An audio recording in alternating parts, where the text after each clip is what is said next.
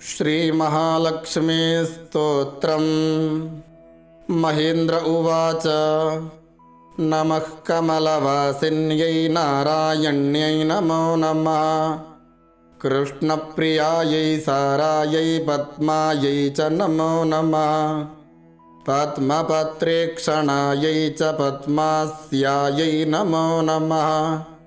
पद्मासनायै पद्मिन्यै वैष्णव्यै च नमो नमः। सर्वसम्पत्स्वरूपायै सर्वदात्र्यै नमो नमः। सुखदायै मोक्षदायै सिद्धिदायै नमो नमः। हरिभक्तिप्रदात्र्यै च हर्षदात्र्यै नमो नमः। कृष्णवक्षस्थितायै च कृष्णेशायै नमो नमः। कृष्णशोभास्वरूपायै रत्नाढ्यायै नमो नमः। सम्पत्यधिष्ठात्रिदेव्यै महादेव्यै नमो नमः। सस्याधिष्ठात्रिदेव्यै च सस्यलक्ष्म्यै नमो नमः। नमो बुद्धिस्वरूपायै बुद्धिदायै नमो नमः। वैकुण्ठे च महालक्ष्मीर्लक्ष्मीः क्षीरोदसागरे। स्वर्गलक्ष्मीरिन्द्रगेहे राजलक्ष्मीर्निर्पालये। गृहलक्ष्मीश्च गृहिणां गेहे च गृहदेवता। सुरभिः सा गवां माता दक्षिणा यज्ञकामिनी। अदितिर्देवमाता त्वं कमला कमलालये। स्वाहा त्वं च हविर्दाने कव्यदाने स्वधा स्मृता। त्वं हि विष्णुस्वरूपा च सर्वाधारा वसुन्धरा। शुद्धसत्त्वस्वरूपा त्वन्नारायणपरायणा।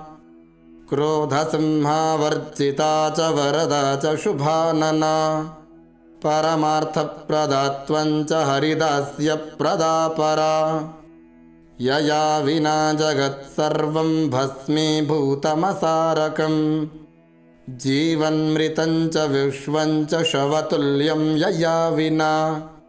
सर्वेषां च परा त्वं हि सर्वबान्धवरूपिणी। यया विना न सम्भाष्यो बान्धवैर्बान्धवः सदा। त्वया हीनो बन्धुहीनस्त्वया युक्तः स बान्धवः। धर्मार्थकाममोक्षाणां त्वं च कारणरूपिणी। स्तनन्धयानां त्वं माता शिशूनां शैशवो यथा। तथा त्वं सर्वदा माता सर्वेषां सर्वविश्वतः। त्यक्तस्तनो मातृहीनः स चेज्जीवति दैवतः। त्वया हीनो जनः कोऽपि न जीवत्येव निश्चितम्। सुप्रसन्नस्वरूपा त्वं मे प्रसन्ना भवाम्बिके। वैरग्रस्तं च विषयं देहि मह्यं सनातनी।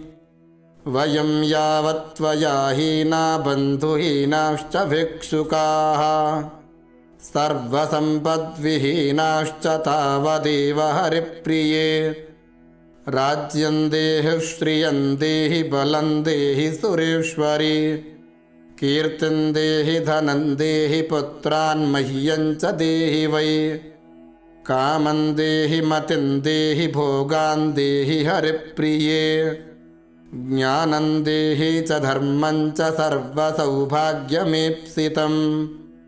सर्वाधिकारमेवं वै प्रभावान् च प्रतापकम्। जयं पराक्रमं युद्धे परमैश्वर्यमैव च। इत्युक्त्वा तु महेन्द्रश्च सर्वैः सुरगणैः सह।